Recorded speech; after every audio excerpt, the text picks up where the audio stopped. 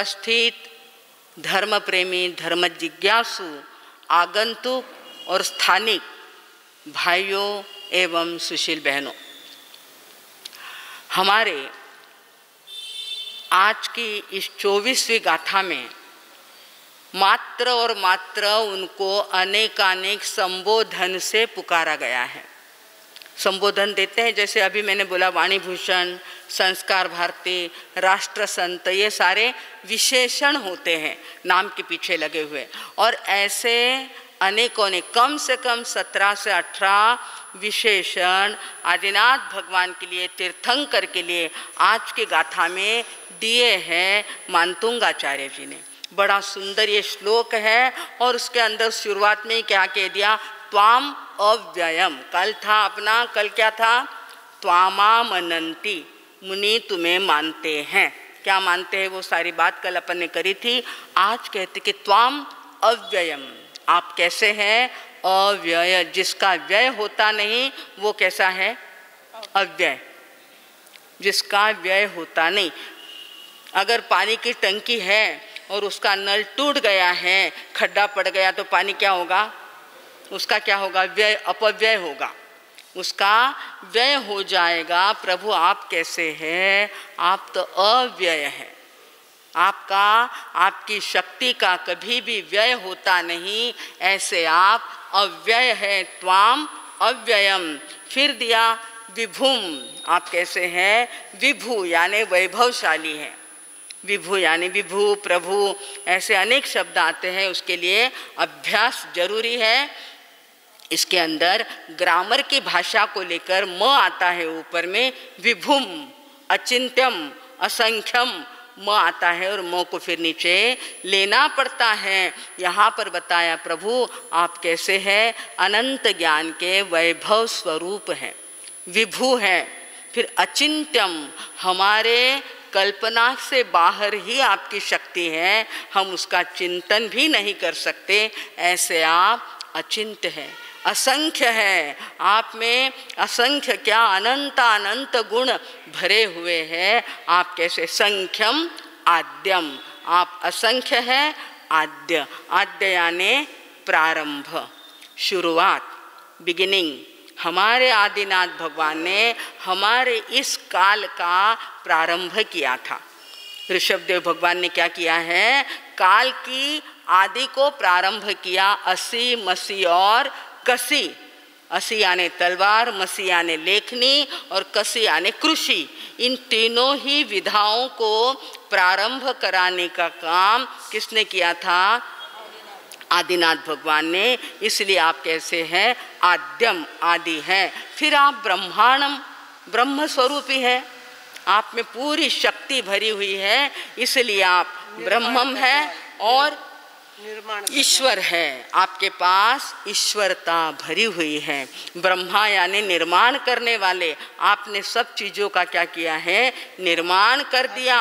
अक्कल जो थी उनके पास, ज्ञान जो था, उस ज्ञान को उन्होंने किस किस में डाला, ब्राह्मी और सुंदरी के अंदर।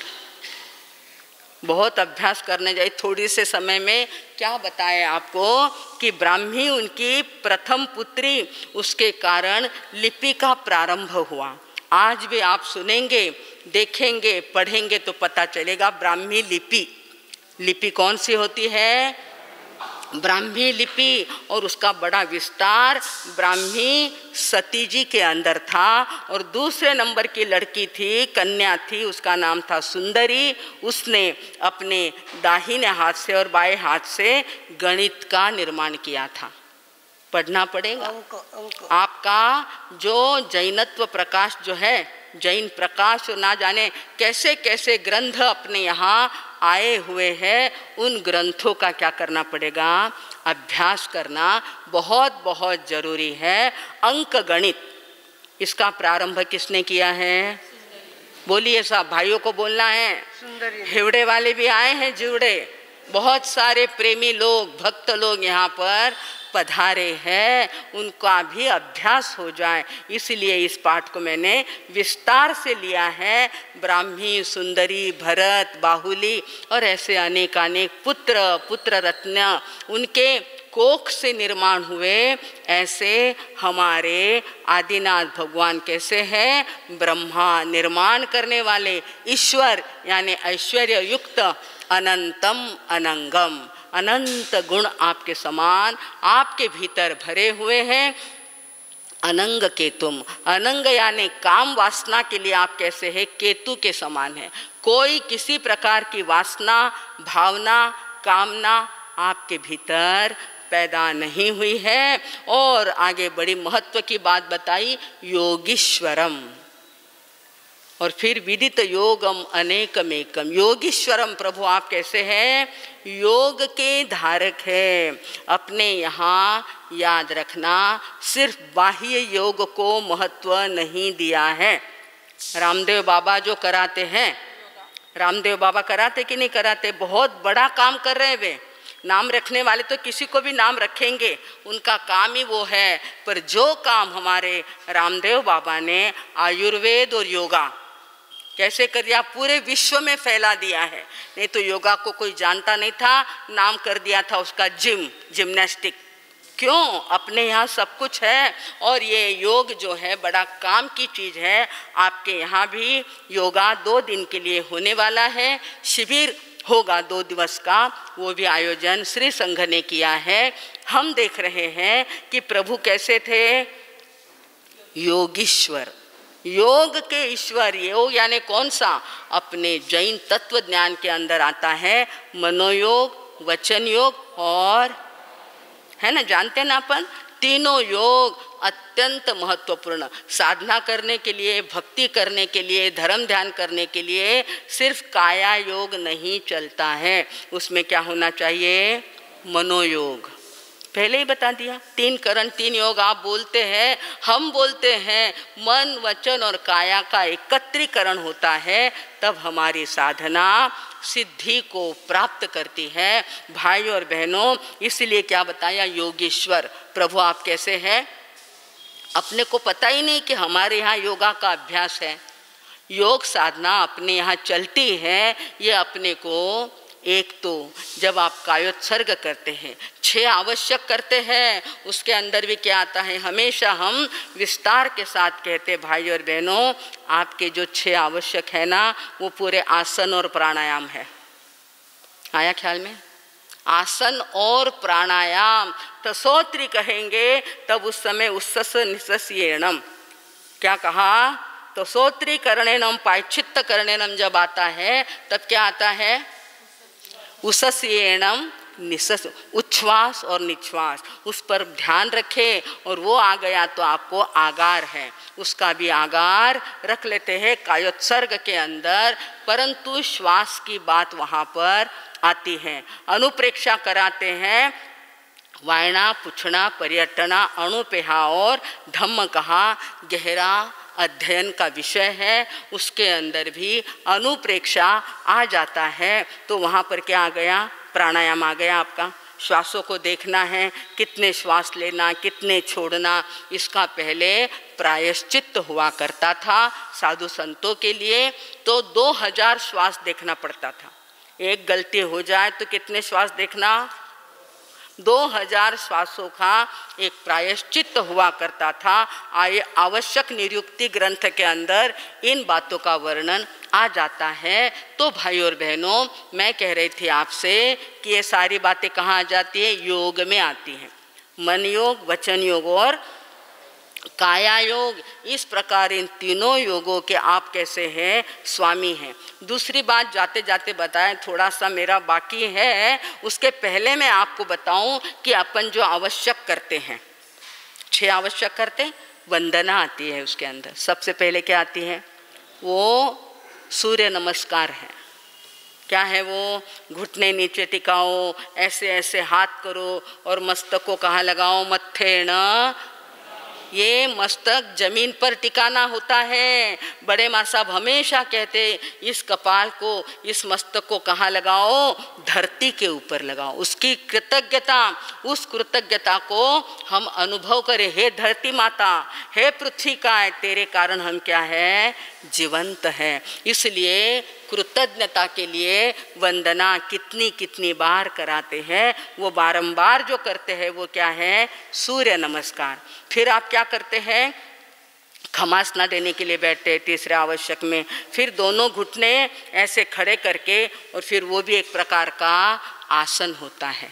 फिर आता है पांचों पदा की वंदना आती है, उसमें वृषभ आसन, बैल जैसा बैठता है, गाय जैसे बैठती है। वो कैसे बैठती है, पालथी मांडी डाल करके बैठती है, चरवण करती है। हमें कहा है कि तुम भी क्या करो, अंत में 5 पदा की वंदना देने के लिए पालथी मांडे डालकर फिर ऐसा झुक कर आपको वंदना करनी है। करते नहीं, पेट बढ़ा हुआ रहता है, वैसे के वैसे नमोत्थुणम भी ऐसे, और आप देते हैं तो लड़कियां और बच्चे भी वैसे ही देते हैं। नहीं, ये बड़ा सुंदर आसन है, हनुमान आसन। जैसे राम के सामने हनुमंत बैठे थे, उठकर बैठना होता है।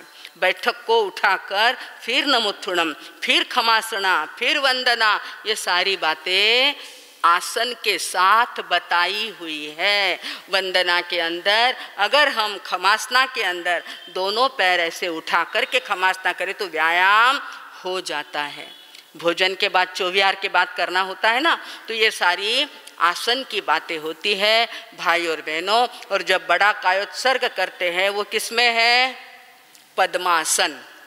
वास्तव में वो किस में होता है, पद्मासन में होता है। ऐसे बैठना होता है कायोत्सर्ग के अंदर।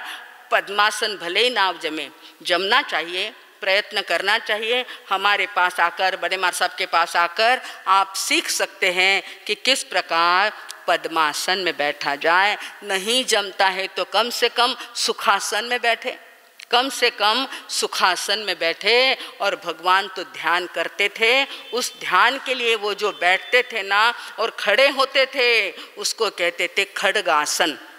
प्रभु किस में बैठते हैं, दिगंबर संप्रदाय के अंदर जितनी भी मूर्तियां बताएंगे आप लोग देखेंगे वो कैसी है, खड़े खड़े खड्गासन। तलवार के समान जिनका आसन होता है वो कैसा होता है, खड्गासन। पद्मासन में भी होता है, सुखासन में भी होता है। और आखिरी में जब भगवान ने ध्यान किया रुजु बालुका नदी के ऊपर, वो उनका था गोदोहासन। कौन सा आसन था, आप जो खमासने में गलत बैठ जाते हैं ना, पाँव उठा करके, वो आप गलती हो जाती है। कई बार कहना था, समय मिलता नहीं अपने को, परंतु वो गोदोहासन में बैठते हैं। कैसे, जैसे गाय को दुहने के लिए, दूध निकालने के लिए बैठते हैं, वैसे गोदोहासन में दोनों पंजे ऐसे खड़े करके उस पर प्रभु महावीर ने ध्यान लगाया। क्यों, इसलिए उस ध्यान में, उस आसन में बैठने से बड़ी सतर्कता लगती है। उसमें ऐसा बहुत जल्दी, पंजे के ऊपर है, पाँव टिका नहीं है तो क्या हो जाता है, शरीर सतर्क रहना है कि नहीं मैं स्थिर हूँ, मेरा मन स्थिर है और मेरी आत्मा भी स्थिर हो गई है। ये बात उसके अंदर बताई हुई है भाई और बहनों। तो ये सारी की सारी बातें क्या हो गई, 6 आवश्यक में आई कि नहीं आई, पर अपन करते नहीं, वो बात गलत है।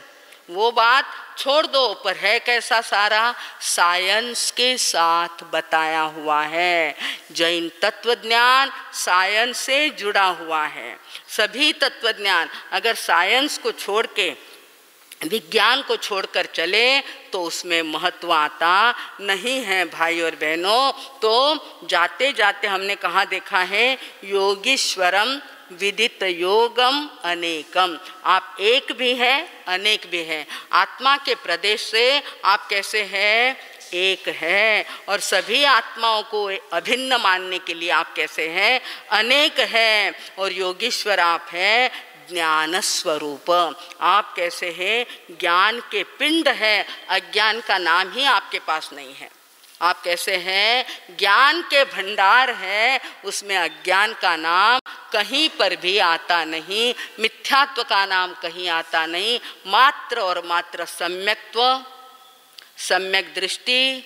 अपनी दृष्टि कहाँ पर है, आपको कह रहे हैं कहाँ रखना है, कब पाएंगे अपन? अभी भी अपना ध्यान इधर उधर अगर जाएगा, सम्यक दर्शन कब प्राप्त करेंगे? और याद रखना, इस जीवन में वो प्राप्त करके ही रहना है। सम्यक दृष्टि बने हैं, सम्यक दर्शन प्राप्त करना अपने को, आत्मा के दर्शन के लिए सम्यक दर्शन जरूरी है। और इसीलिए भाई और बहनों, हमारे यहाँ जो ये भक्ति का मार्ग, पूरे भारत के अंदर भक्ति का मार्ग नंबर 1 पर रहता है। शक्ति, भक्ति और विरक्ति कहते हैं, परंतु भक्ति कैसी है? अत्यंत सरल, सीधी, मन लगाकर, काया स्थिर करके, आंखें बंद करके हम क्या कर सकते हैं? भक्ति कर सकते। और इस भक्ति के कारण हमारी वृत्तियों में फर्क आता है। वृत्तियाँ होती ना अलग अलग प्रकार की, किसका क्या स्वभाव है, किसका क्या स्वभाव। वृत्ति यानी स्वभाव। वृत्ति यानी क्या? कई प्रकार के स्वभाव देखने को मिलते हैं। तो उन स्वभाव में किसी का क्रोध का है, किसी का चिड़चिड़पने का है, किसी को कुछ मेरे को चाहिए, कुछ मेरे को प्राप्त करना, ऐसे लोभ का होता है। अनेक प्रकार के स्वभाव देखने को मिलते हैं। तो ऐसे जो स्वभाव होते हैं, अपने को वहीं पर प्रभु ने कहा उसमें थोड़ा क्या करो? परिवर्तन करो। अपनी वृत्तियों में परिवर्तन करना ये हमारा कर्तव्य है। हमारा स्वभाव, आपण बोलतो कि स्वभाव वाला औषध नाही पर आहे। भगवान ने क्या फरमाया? स्वभाव वाला औषध आहे, पण ते रोज रोज घ्यायचं असतं। वो रोज लेना पड़ता है, थोड़ा थोड़ा थोड़ा थोड़ा। प्रभु मेरे अंदर है ना बहुत अहंकार था, फर्स्ट क्लास फर्स्ट क्या प्राप्त कर लिया, MBA मैंने क्या प्राप्त कर लिया, MBBS क्या कर लिया, मेरे अंदर क्या आ गया? 4 थोकड़े, 4 नहीं 40 वे थोकड़े प्राप्त पाठ करने से, स्वाध्याय पाठ करने से मैं क्या बन गया हूँ? बड़ा विद्वान बन गया हूँ। प्रभु फरमाते नहीं बेटा, अभी तक तो बहुत बाकी है। 14 पुरब का ज्ञान कहाँ है? 32 आगम, 45 आगम, इनका ज्ञान, इनका अर्थ सहित ज्ञान और आचरण में लाने वाला ज्ञान आया है कि अभी अपने पास नहीं। फिर हम किस बात का अहंकार करें? नहीं, अपने को उस अहंकारी स्वभाव को, घमंडी स्वभाव को, क्रोध वाले स्वभाव को क्या करना पड़ेगा? बहुत बड़ा ज्ञान दिया भगवान ने, बड़ी तत्व ज्ञान की बात करी कि वहाँ से शुरुआत करो। वृत्ति कहाँ उठती है? अंदर से। उस वृत्ति का क्या करना? अपने को परिवर्तन करना है। वृत्ति की आवृत्ति तो बहुत कर लेते हैं अपन, कितनी बार वही का वही, वही का वही, वही का वही करते हैं।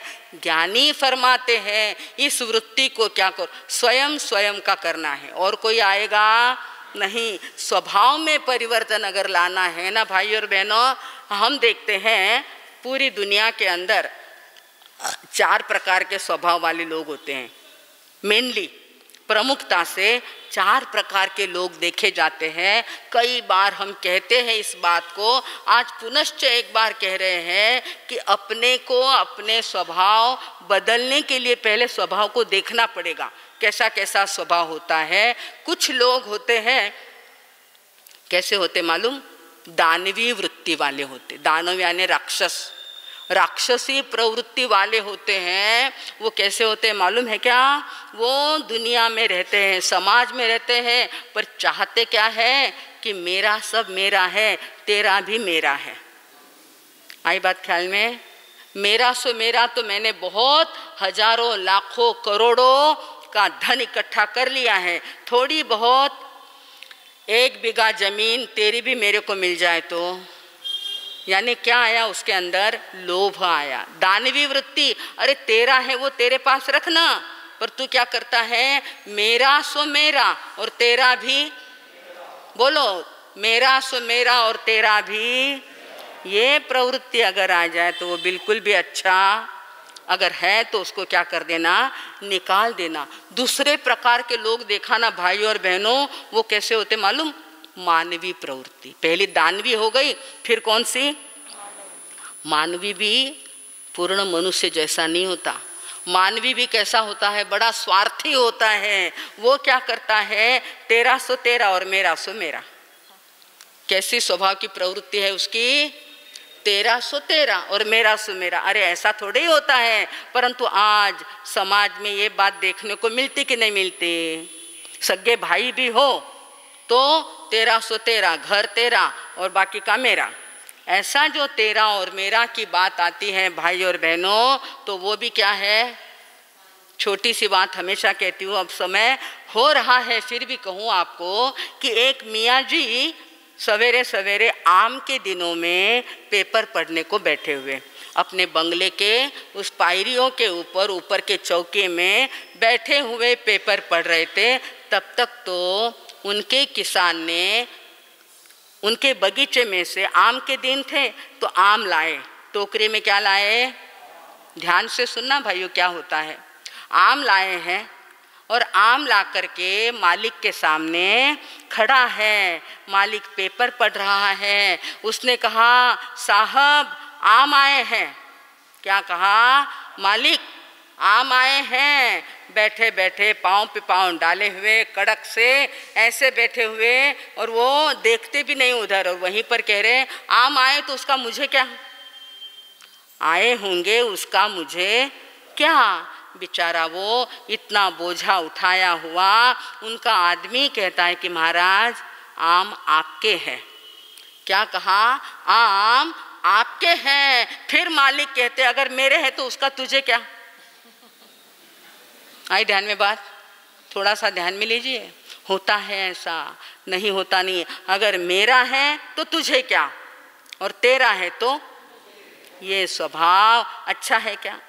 ये स्वभाव भी स्वार्थी स्वभाव है। मेरा है तो तेरा क्या, तेरा है तो मुझे क्या। ऐसा जब आ जाता है ना भाई और बहनों, वो भावना कैसी हो जाती? स्वार्थ की। आज इसका प्रमाण बढ़ता जा रहा है बच्चों में। आप अगर गहराई से देखेंगे, सूक्ष्मता से देखेंगे, तो इसका प्रमाण क्या हो गया? अगर बच्चे आते ना, वो बोट पकड़ करके आते, अंगुली पकड़ करके, और मम्मी की चप्पल अगर कहीं पर पड़ी है तो तुरंत लेकर के आए। स्वार्थीपन आ गया। देने की बात ही नहीं, लेने की बात बच्चे सीख रहे हैं। इस वृत्ति को भी अपने को क्या करना, समय पर बदल देना है। नहीं, देने की भावना से हमारा समाज देने को जानता है। दान करना उसका प्रथम गुण होना चाहिए। इसीलिए अपने यहाँ सबसे प्रथम स्थान किसको दिया? दान, शील, तप और भाव। ऐसी बातों में दान को महत्व दिया। देना चाहिए, देना सीखो भाई और बहनों। ये गुण, आप सब तो बड़े लोग बैठे हैं, पर घर के अंदर जो आपके बेटा बेटी, पोता पोती, उन सबको सिखाना चाहिए कि बेटा क्या करो? देना सीखो। एक छोटी सी बात याद आ रही है कि समाज के अंदर भी ऐसे रत्नों का, ऐसे समाज रत्न का जन्म होना कितना आवश्यक है। कलकत्ता की बात है। कलकत्ता के अंदर लक्ष्मी नारायण जी मुरोदिया अग्रवाल थे। बड़े अच्छे व्यक्ति, और पूरे व्यापारी वर्ग में, समाज वर्ग में उनका क्या था? दबदबा था। क्योंकि वे दान करते थे, देते थे बहुत कुछ, अपना ख्याल नहीं रखते, पर लोगों के लिए उनका समस्या का सुलझाव करना उनका कार्य हुआ करता था। हुआ ऐसा कि उन्हीं के समाज के अंदर उनके ज्येष्ठ मित्र, उनका स्वर्गवास हो गया। उनके दोनों बेटे थे, बहुत कमाई करी थी, 2 बेटे थे। तो अब क्या होगा बेटा जाने के बाद? दोनों में पार्टी करे ना, बंटवारा। दोनों में क्या होने लग गया? बंटवारा करने में देर नहीं लगती, फिर तो धड़ाधड़ ओ मारो, ओपन मने ऐसा करके बंटवारा जल्दी जल्दी होने लग गया। और पूरा बंटवारा होने के बाद बात अड़ गई अंगूठी के ऊपर। हीरे की अंगूठी थी, 60 नग थे उसके अंदर। कितने थे? 60 खड़े हीरे के उस अंगूठी के अंदर थी। और वो पुरानी एंटिक दादा परदाओं की अंगूठी थी। तो उसके ऊपर दोनों की नज़र पड़ गई। अब दोनों की नज़र पड़ी तो दोनों ही क्या चाहेंगे? मुझे चाहिए। ये अंगूठी बड़ा भी कहता मुझे चाहिए और छोटा भी कहता। आपके यहाँ अभी भी ऐसी कोर्ट कचहरियाँ चल रही है, उसी के लिए ये कथा है, ध्यान रखना है। छोटी बड़ी उनके हीरो की बात थी, अपने कुछ रुपयों की बात होगी या थोड़े बहुत लाखों की बात होगी, थोड़े बहुत जमीन की बात होगी, पर उस बात को क्या करना है, अब नहीं रखना, उसको सुलझा देना है। अब बात इन दोनों भाइयों में तन गई।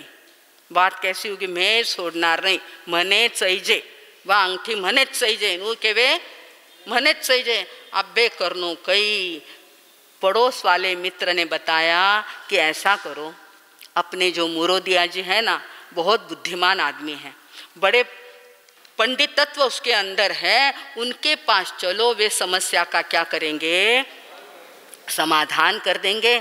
दोनों भाई धीरे धीरे अंगूठे लेकर उनके पास गए। सेठ साहब ने, लक्ष्मी नारायण जी ने उस अंगूठी को हाथ में देखा। देखने का क्या, उनके पास ऐसा बहुत कुछ, हजारों हजारों अंगूठियाँ उनके पास थी। अंगूठी को देखा तो सही, देखने का नाटक किया और कहा कि अब कैसे करना, तुम रखोगे? तो बोले हाँ मुझे चाहिए। बड़े को पूछा तुमको क्या करना? वो कहते मुझे भी यही अंगूठी चाहिए, हम छोड़ने वाले नहीं। मुरोदिया जी ने कहा कि 5 मिनट का समय दो, मैं अभी आता हूँ। और वॉशरूम का निमित्त करके अंदर जाते हैं भाई और बहनों। जाने के बाद अपने खजाने से वैसी की वैसी दूसरी अंगूठी लेकर के आते हैं। वो अंगूठी इतनी चमक रही थी और उन्होंने कहा कि ठीक है, अभी तो मैं आपको कहता हूँ कि आप घर जाइए और 4 दिन के पास वापस मेरे पास, 4 दिन के बाद मेरे पास जरूर आइए। 4 दिन होते हैं, दोनों भाई वापस। वैसे टाइम मिलता नहीं हमारे लोगों को, परंतु उधर पैर घिसाने के लिए बड़ा टाइम मिलता। कोर्ट कचहरियाँ और पता नहीं कहाँ कहाँ जाते हैं। और यहाँ नहीं होता तो निफाड़, निफाड़ नहीं होता तो नासिक, नासिक नहीं होता तो बम्बई हाई कोर्ट में जाते ना। हमको तो उसका पता ही नहीं चलता, पर सुना है सब कुछ कि इन बातों के लिए, इतनी इतनी सी बातों के लिए राग और द्वेष तो पूछो मती, और पूछो ना। और वे कहाँ चले जाते हैं, कोर्ट कचहरियों में चले जाते हैं। ये 4 दिन के बाद तुरंत ये दोनों भैया क्या हो गए, वापिस अपनी समस्या सुलझाने के लिए लक्ष्मी नारायण जी के पास आते हैं। अब की बार सेठ साहब ने कहा कि देखो आप अलग अलग मेरे पास आओ, मैं इस कमरे में जाता हूँ, आप मेरे पास अलग अलग से आना है, एक एक ने आना है, दोनों ने साथ में आना नहीं। जैसे ही अपने प्राइवेट कमरे में उनको बुलाया, सेठ साहब ने वो अंगूठी ली और अंगूठी क्या करी, बड़े को पहले दे दी। बड़े को अंगूठी दी तो वो तो खुश हो गया कि वाह देखा ना मेरी जीत हो गई, मैं बड़ा हूँ, मुझे ही मिलना चाहिए, ये न्याय तो मेरे लिए ही है। ऐसा करके कूदता फादकता वो बड़ा लड़का अपने जल्दी जल्दी पायरियाँ उतर करके अपने घर के पास चला जाता है। इधर छोटा बाकी रहता है, परंतु इनके पास बिट्टी भी अंगूठी भी बाकी रखी हुई है। और अंगूठी निकालते हैं अपने जेब में से, छोटे का समाधान करते कि देखो बेटा मैंने ना बड़े को समझा दिया है, वो बात को समझ गया है, इसलिए उसने ये अंगूठी तुम्हारे लिए ठीक इसकी वो स्वयं की। लक्ष्मी नारायण जी मुरोदिया की स्वयं की अंगूठी स्वयं के खर्चे से उन्होंने बनाई, कुछ थोड़ा बहुत परिवर्तन करके अपना पैसा उसमें लगाया। क्यों? क्योंकि उनको झगड़ा क्या करना था, मिटाना था। झगड़ा मिटाने के लिए स्वयं की आहुति दिए बिना काम होता नहीं। छोटे को बुलाया और कहा कि बेटा ये लो, बड़े भैया को मैंने समझा दिया, तुम्हारे लिए ये अंगूठी मैं लेके आया हूँ, ये अंगूठी तुम क्या करो अपने पास रखो, परंतु याद रखना ये अंगूठी पहन करके सामने आना नहीं, अपने पास रखो। तुम्हें क्या करना, इतने दिन तिजोरी में ही पड़ी थी तो अभी भी क्या करना, तुमने अंदर ही रखना, उसको बाहर पहन के। मालूम था कि ये भी है और वो भी है, दोनों देखेंगे तो क्या हो जाएगा, प्रॉब्लम निर्माण हो जाएगा, चालू हो जाएगा। दोनों को हिदायत दी कि आप अपने पास रखो और आप अपने पास रखो, छोटा भी खुश बड़ा भी खुश। दोनों गए तो सही, घर के अंदर तिजोरी में अंगूठी को रखा तो सही, परंतु बात जो बनने वाली थी वो बने बिना कैसे रहेगी। गांव के अंदर, पूरे समाज के अंदर एक बहुत बड़े घर के अंदर शादी का आयोजन हुआ है। बहुत बड़े ढंग से करोड़ों लगाते हैं ना आजकल, ऐसी शादी का आयोजन वहाँ पर हुआ और सबको आमंत्रण आ गया। अब जैसे ही आमंत्रण आया, 2-4 साल के बाद तो याद आएगी ना उस अंगूठी की। बड़े ने सोचा कि इतने दिन मैंने नहीं पहनी, परंतु आज तो कहाँ जाना है, बड़े सांभेड़े में जाना, इतने बड़े बड़े लोग आएंगे।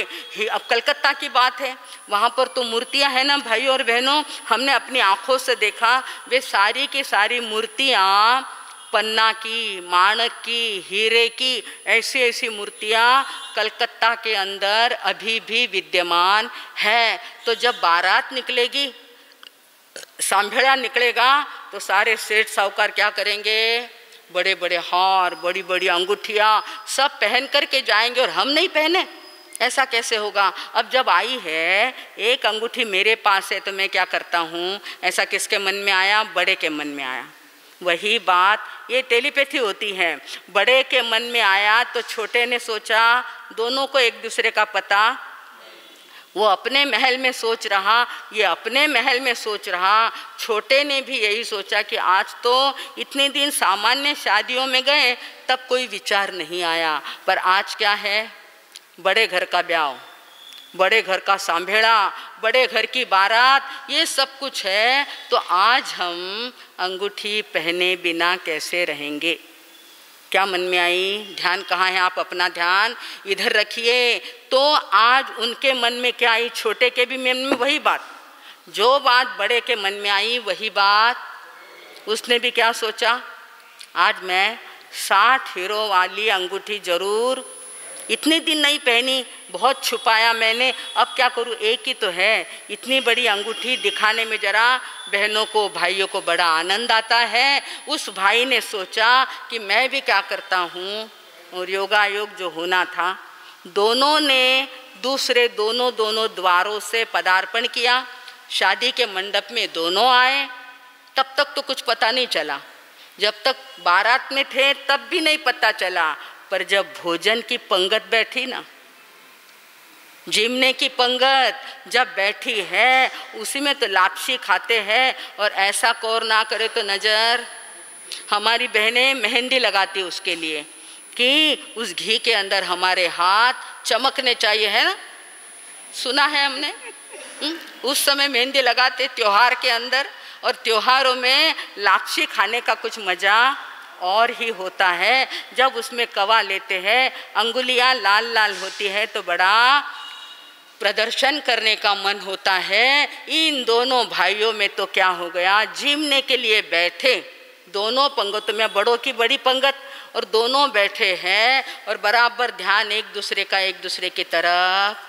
अच्छा वो भी आया क्या, इसने देखा अच्छा ये भी आया। अब बड़े घर की शादी में कौन नहीं जाए, दोनों ने एक दूसरे को क्या करा, देख लिया, परंतु देखने के बाद ध्यान उनका कहाँ था, आपको सब मालूम पड़ गया है। प्राइवेट बात आपको क्या हो गई, मेहर जी मेहर करो, क्या हो गया, दोनों का ध्यान एक दूसरे के हाथ पर गया, और अंगूठी क्या होने लग गई, चमकने लग गई। चमकी तो सही, पर दिमाग में भी प्रकाश चमकने लग गया। अरे मेरे पास, वो कहता मेरे पास। दोनों ने एक दूसरे को देखा, अंगूठी तो एक ही थी, अपने पिताजी के खजाने में अंगूठी तो एक ही थी, तेरे पास भी अंगूठी और मेरे पास भी अंगूठी। दोनों को बड़ा प्रश्न हुआ, दोनों ने एक दूसरे को इशारा किया कि जिमने की जरूरत नहीं, जल्दी बाहर चलो, क्या बात है, जल्दी चलो। दोनों जाते हैं और बाहर आकर के देखते हैं, दोनों सामने में मिलते हैं, कहते कि ओहो तेरे पास, वो कहता हाँ, और दूसरा भी कहता तेरे पास, हाँ। अरे भगवान, ये तो रहस्य आज खुल गया है। हो ना हो, हमारा झगड़ा मिटाने के लिए उस दिन, उस रात को उस सेठ जी ने अपनी तरफ से ये अंगूठी हमको दी है। शर्म की बात है, क्या सोचने लगे, बड़े घर के लोग थे, खानदानी लोग थे, बड़ा उसको कहा जाता है, पैसे से नहीं खानदानी से। और उन्होंने कहा कि ये शोभा देता नहीं, गलत बात है, उनकी तरफ से हमको मिले, हम तो छोटे हैं, हमारे पिताजी के वो मित्र हैं, हमको कुछ देना चाहिए, उनसे हमको लेना शोभा नहीं देता। और एकदम से वहीं पर उनका आधा जो गुस्सा था वो क्या हो गया, ठंडा हो गया। उस सेठ जी के कारण दोनों दौड़ते दौड़ते जाते हैं सेठ जी के पास, लक्ष्मी नारायण जी मुरोदिया के पास जाते हैं, अपने गलती की क्षमा मांगते हैं। साहब हमको माफ़ करो, हम नशे में थे, अहंकार के, लोभ के, मुझे चाहिए ऐसा भाव हमारे अंदर आ गया था, और हमारा झगड़ा मिटाने के लिए आपने अपनी तरफ से अंगूठी दी हमको, अच्छा नहीं लगता, कितना बड़ा काम आपने किया है। और ये 60 हीरो वाली अंगूठी आपने जो हमें दी, अब हमें कोई झगड़ा नहीं है, आप अपनी अंगूठी को क्या करें, अपने पास रखे। अगर वे अपने पास रखते तो सेठ साहब कहलाते क्या, और वे भी लक्ष्मी नारायण के पुत्र थे। उन्होंने कहा बेटा तुम्हारा झगड़ा अगर मिट गया तो मेरा धन मुझे मिल गया, उसमें अंगूठी देने की क्या बड़ी बात है। क्या कहा, कितना बड़ा दिल होगा उनका।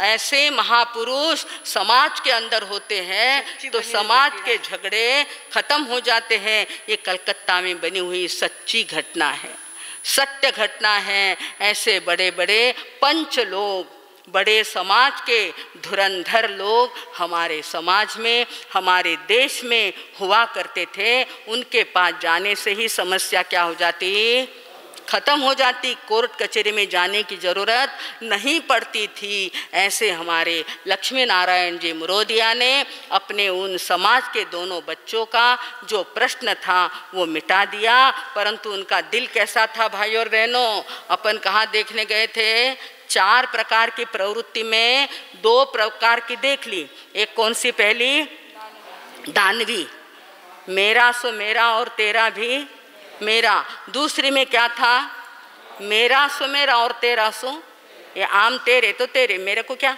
और मेरे है तो तुझे क्या। ऐसे आज का दुर्गुण हमारे समाज में भी पनपने लगा है। परंतु तीसरे प्रकार का सद्गुण जो था ना, उसका नाम था दैवी प्रवृत्ति। दानवी, मानवी और दैवी, इसका विश्लेषण कल अपन देखेंगे। 4 वृत्तियों में आज हमने 2 वृत्तियों को देखा।